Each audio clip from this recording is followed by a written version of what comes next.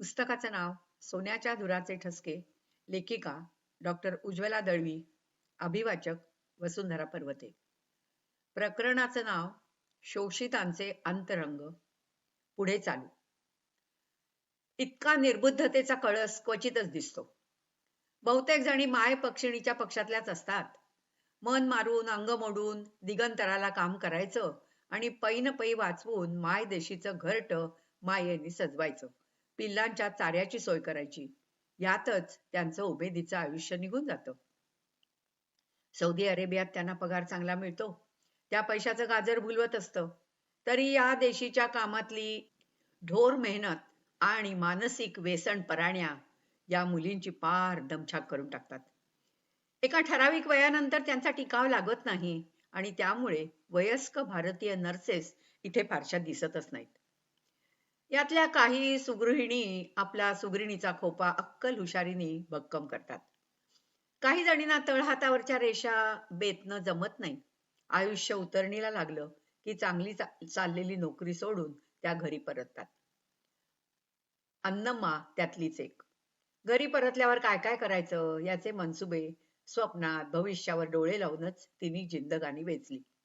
मग 50शीलाच घरासाठी काढलेलं कर्ज फिटायच्या आधीच ती सौदी सोडून गेली. तशीच काही अडचण आली तर हीच नोकरी परत घ्यायची असा शून्य विचार तिने केला होता. झरणारा पान्हा, पाझरणारे डोळे आणि झेपावणारं मन थोपवत ज्यांना दूर ठेवलेलं होतं ती मुलं बाळ तोवर मोठी झाली होती. अन्नमानं निर्मम ममतेने घर मोठ्या मुलाच्या नावावरच करून दिलं होतं. कर्ज मात्र तिच्याच नावावर घेतलं होतं. सुट्टीवर आल्यावर मायेचा आणि भेटींचा वर्षाव करून गुदमरवून टाकणाऱ्या आईचा फारसा लळा मुलाला कधी नव्हताच. आता दूर देशातून थकून परत आलेल्या आईचा तर त्याला अडथळाच वाटायला लागला. घराला मम आणि आई आणि तिचं कर्ज निर्मम असं म्हणून मुलगा मोकळा झाला. अडकित्यात सापडलेल्या अन्नमानी हॉस्पिटल ऍडमिनिस्ट्रेशनला परत पत्र लिहिलं. माझ्या कामाची तुम्ही नेहमी तारीफ करत होतात तेव्हा मी येऊ का परत? तिला नोकरी परत मिळायची खात्रीच वाटत होती.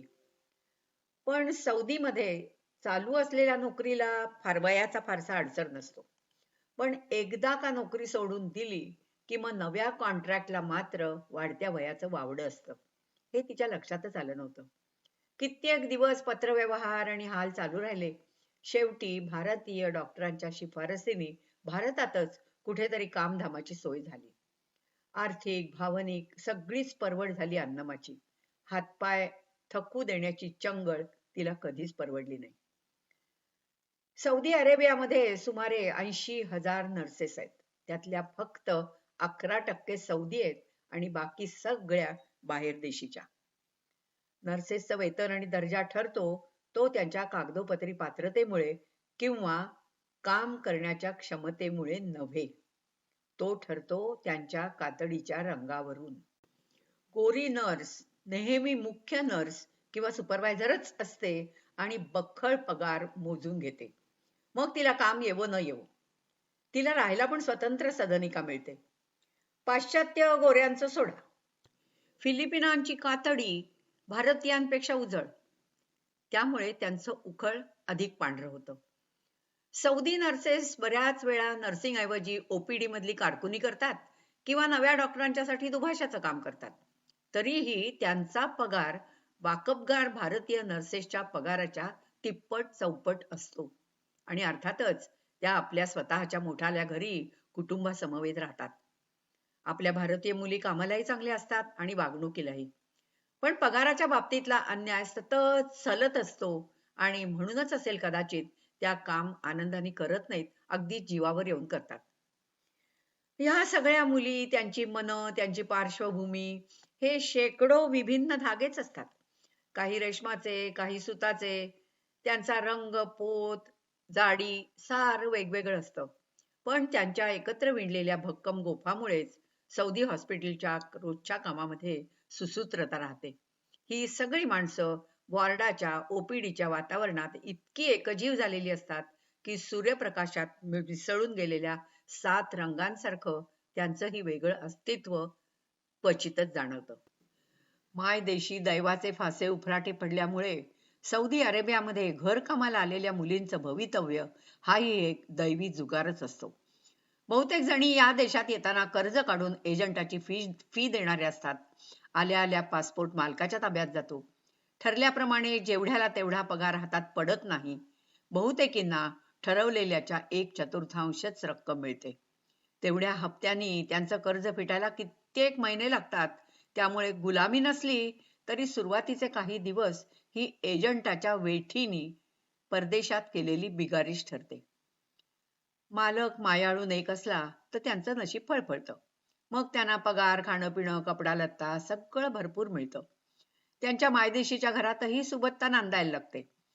कधी कधी आजारी मालकिणी बरोबर हॉस्पिटलात येणाऱ्या अशा मुलींना त्या धनिणीचं कौतुक सांगायला शब्द अपुरे होतात. बहुतेक नोकराणींचा खास छळ असा केला जात नाही. त्यांना पोटभर खायला प्यायला, अंगभर ल्यायला नेसायला मिळतं. शिवाय छोटीशीच का होईना स्वतःची खोली मिळते. घरी पाठवायला ठरल्याप्रमाणे नसला तरी पोटापुरता पैसा मिळतो. पण एकच तक्रार सर्वतोमुखी असते, काम फार आहे. ही तर जगभरातल्या चाकरमान्यांची तक्रार असते. पण फार म्हणजे किती? माझे कफील श्रीमंत व्यापारी आहेत. त्यांना 11 मुलं आहेत. त्यातल्या धाकल्यांची न्हाणी धुणी खाणं पिणं सांभाळणं हे मुख्य काम. पण तिथेच हे काम संपत नाही. त्यांचं घर म्हणजे टोलेजंग वाडा. त्यात नुसत्या निजायच्या खोल्याच 15 आहेत. प्रत्येकीचं नाणी घर वेगळं. शिवाय दुमजली उंचीचा लांब रुंद दिवाणखाना.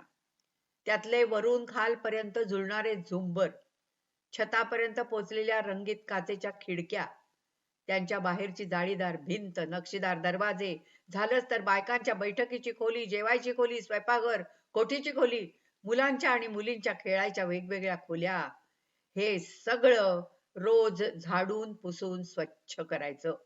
सगळे जिने धुवून काढायचे. मुळात हेच न संपणारं काम असतं. त्यात भर म्हणून इथे उठसूट धुळीची वादळ होतात. तसं झालं की बंद खिडक्यातून सुद्धा वाळू येते, घरभर होते. माझ्या सगळ्या धुण्या पुसण्यावर बोळा फिरतो. घरातल्या माणसांना तर शिस्त मुळीच नाही. वापरलेल्या टिश्यूचे, कागदांचे बोळे, खात खात फिरताना सांडलेलं अन्न, काढून टाकलेल्या कपड्यांचे ढिगारे, उचलावा तेवढा पसारा दिवसभर नव्याने उत्पन्न होत असतो. पुढे साफ, मागे माप अशी गत असते. स्वयंपाकघरामध्ये मालकिणीच्या हाताखालचं पडेल ते काम असतंच. आणि मग भांडी घासणं, कपडे धुणं हेही असतंच. रात्रीचं आवरून झालं की मोठ्या मुलाचे मित्र जमतात पत्ते खेळायला. फराळावर आडवा हात मारला की म्हणे पत्त्यांचे अधिक हात होत जातात. रात्रभर संबुसाण, बकलावा पाहिजे, चहा टाक, गहवा कर अशी फरमाईश होत राहते. या सगळ्या आज्ञा झेलण्यात माझी रात्र उभ्यानीच सरते. ही मुलं दमून आडवी होई तोपर्यंत मालकीणबाई उठलेल्या असतात. दिवसाची कामं सुरू होतात. मुलं काय दुपारपर्यंत झोपा काढतात. मला तर पेंगायलाही उसंत मिळत नाही. एखाद्या दिवशी भराभर काम उरकून दुपारी डुलकी काढायची ठरवली तर मग मालकीणबाई म्हणतात, काम संपलंय ना तुझं? बरं झालं. त्या वलिमाच्या मुलीचं लग्न आहे परवा. त्यांच्या घरी जादा कामाला कोणीतरी माणूस हवंय. जावेद ड्रायव्हर सोडून येईल तुला. असं एखाद दिवस नाही, आठवड्याच्या आठवडे चालू शकतं. हा झाला एक प्रकारचा छळ. अंथरुणाला खिळलेला जख्ख म्हातारा राशीद कित्येक महिने हॉस्पिटलमध्ये होता. वरपर्यंत वशिले लावून त्याच्या मुलाने हम्मादने त्याला घरी नेणं टाळलं होतं. त्याची सेवा करायला रुक्साना नावाची एक तरुण फिलिपिनो मुलगी ठेवली होती. न कळत्या रशीदचं सारच अंथरुणात असायचं. त्याला स्वच्छ ठेवणं, भरवणं, कुशी वळवणं, त्याचं औषध पाणी हे सगळं रुक्साना मायेनी करी. रात्री बेरात्री सुद्धा तिची कामामध्ये कुचराई नसायची. पण हम्माद आला की मात्र ती काहीतरी सबब सांगून त्या खोलीबाहेर सटके.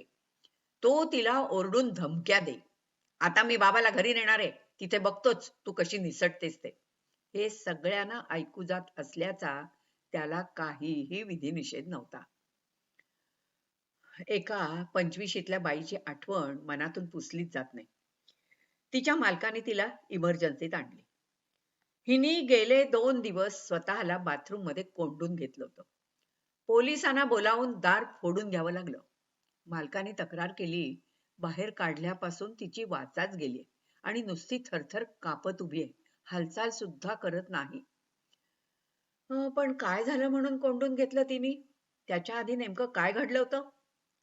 कसं कळणार हो? मी, माझी बायको, मुली आणि लहानगी मुलं रियादला गेलो होतो आठवड्यासाठी. मोठे 2 मुलगे इथे होते. ही बाई त्यांना जेवण करून घालायची. मग 2 दिवसांपूर्वी मुलाने घरी रात्रीची पार्टी करायची ठरवली आणि 20-25 मित्रांना घरी बोलवलं होतं. हिने व्यवस्थित जेवण केलं. मग पुढे काय बिनसलं काही ठाऊक नाही, पण त्या रात्रीपासून हिने स्वतःला कोंडूनच घेतलं. बाईची दातखीळ अजूनही बसलेलीच होती. सशासारख्या कावऱ्या-बावऱ्या नजरेनी जगाकडे अविश्वासाने बघत ती थरथर थरथर कापत होती. आम्ही आमचे लाख प्रयत्न केले. करीम बाबांनी त्याचं अरबी मनोविज्ञान आम्हा भारतीयांच्या हिंदी, तामिळ, मल्याळी माध्यमातून तिच्यावर ओतलं. हूं की चू नाही. 4 दिवस चौफेर मंथरणी झाल्यानंतर शेवटी तिने तोंड उघडलं. मैं अच्छा काम करती थी ना, बुरा नहीं करती. मालिक मालकिन बच्चे सब अच्छे हैं, लेकिन वो कितने लोग उस रात शैतान है, मैं बोतल फोड़ी दिखाते भागी. मैं बुरा काम नहीं करती, मैं बुरा काम नहीं करती, मैं अच्छे घर की हूं. करीमने हे मालकाला सांगितलं नाही, सुनावलं. मालक खरंच अच्छा होता.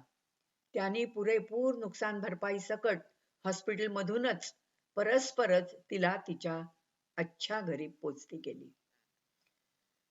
बारीक सारीक मारझोड नेहमीच ऐकू येते, पण इस्त्री करताना शर्ट जळला म्हणून तीच कढत इस्त्री त्या कामाच्या बाईच्या चेहऱ्यावर दाबून धरणारा महाभागही पाहिला. अशा मुली घरातून जीव घेऊन पळ काढतात, पण पासपोर्ट शिवाय जाणार कुठे? जातात पोलिसांकडे. पोलिसांनी परत त्याच घरात आणून सोडल्या तर सूड म्हणून असह्य छळ सुरू होतो. काही जणींना सौदी सरकारने बांधलेल्या निवाऱ्यांमध्ये काही दिवस आसरा, जेवणखाण मिळतं. मग कोर्टामध्ये फिर्याद लढवली जाते, न्याय निवाडा होतो. आंधळ्या न्याय देवतेचा कौल हे जुगारातलं दान असतं.